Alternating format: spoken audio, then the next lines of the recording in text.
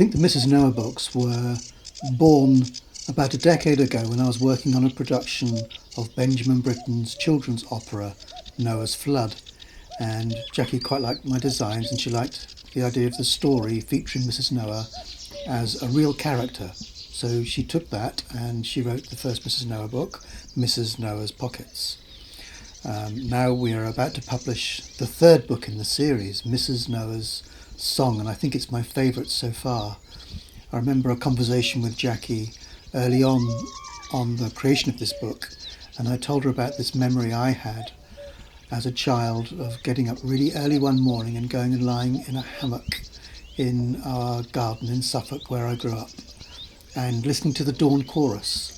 And I'd never heard anything quite like it. It was absolutely rhapsodic, almost transcendental, the most extraordinary, beautiful sounds. It was a real performance.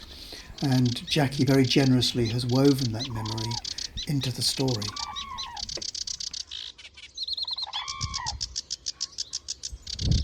I love birds. I've always loved birds. I love listening to the language of birds. And I wanted to do something to try and make birds more visible, more audible to people. There's a great joy in getting up as the sun rises when the birds are singing.